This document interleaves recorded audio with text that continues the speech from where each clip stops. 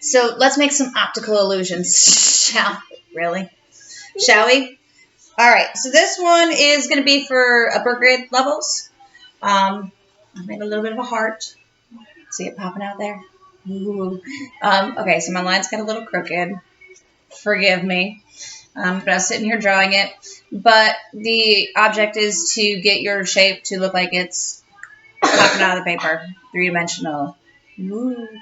And it's a fairly simple project. It's going to work better if you have markers. I mean, that's just kind of the nature of this particular project. If you don't, can you try crayons? Yeah, but what you're going to want to do is draw a line for you to kind of color inside of. And that's going to make a little bit of a difference. So to do this one, it's very, very simple.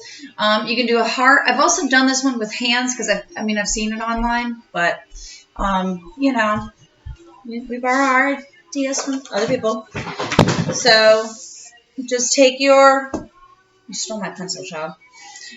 Paper, your plain white paper, whatever you've got sitting around. We'll try and keep this all simple here, folks. And I'm going to just draw a heart. Try and draw it as lightly as you can, because if you notice in mine, you can't see your pencil at all. It's not there. But it is, and I did not erase it either. So as lightly as you can. That is such... Oh my God, the kids, I cannot get most of them to draw lightly no matter what. And even some of the kids I've had since kindergarten that are now in 5th grade with me, draw lightly, guys.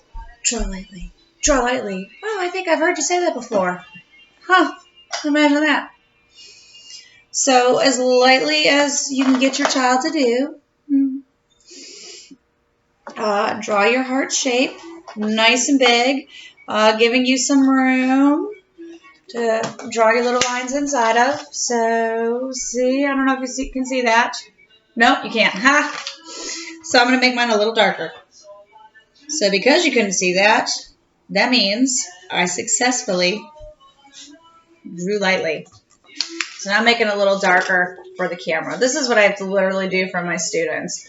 I tell them, okay, now I'm drawing it light for you, so you get the idea of how light I want it to... Surprise. B, I can't see it. That's the point, guys. And then in this one I did cool colors. My cool colors, you know, green, blue, purple. You don't have to stick to a color scheme, but it does make it work a little bit better. So if you wanted to do your cool colors being blue, green, and purple, you could do your warm colors and stick to orange, red, and yellow. Wow. I had to think for a moment. Primary colors, which would be your red, yellow, blue, or your secondary colors, orange, purple, green, just some kind of a simplistic palette of some sort. Doing all your rainbow colors, you're going to kind of get a little too much going on, and then your shape is not going to stand out. So stick with something simple. So I think I will go with let's do primary. Red, yellow. What are your primary colors? What are primary colors? Oh my God, I'm the one that taught you this. Fantastic. Y'all, even the art teacher's kid, this happens. Hey! I'm not an art teacher kid, but I still love art. You are an art teacher kid. I'm your mother. Okay, sorry. You're my kid. Okay.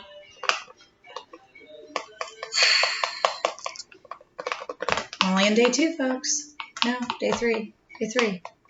I told you this is going to slowly unravel as we go. All right. So what I do is I start somewhere in the middle, and then I kind of build from the middle, going up, and then going back down. It doesn't matter what color you start with. Where you're not in the shape, your stripes are going to go straight across. When you hit your shape, you're going to give like a curve, and you want your marker to be laying. So you're making a bold line. So I've got a nice straight line there, okay? And I've now hit my shape. So when I hit my shape, I'm going to give it a slight arch. And then when I come out of my shape, back to a straight line. So just a slight arch. And this is what's going to give us the optical illusion. And yes, I'm laying my marker down without the cap. Shh, don't tell the art teacher. And then directly under whatever color you do next, again, same thing. Slight arch, trying to get your colors to. My table is not the greatest for making art because I have got these, you see these little grout lines in them, so I get a lot of bumpies in my artwork. And then you're just going to kind of keep doing this, and you're going to want to make sure you're repeating your pattern over and over again. So whatever you're establishing right now, this is going to be your pattern. So I've just established my pattern of red, yellow, or red, blue, yellow. I did not have enough coffee today. And then I want to make sure I stick with it. Don't change it up. Don't suddenly just go red, blue, yellow, red, yellow, blue, blue, blue, red, blue, yellow, yellow. Stick with your pattern or it won't work. So, I mean, you saw my heart managed to pop out even though my lines got a little crooked at the top. And that's kind of all that matters. All my lines are touching. And this is definitely a time-consuming art piece.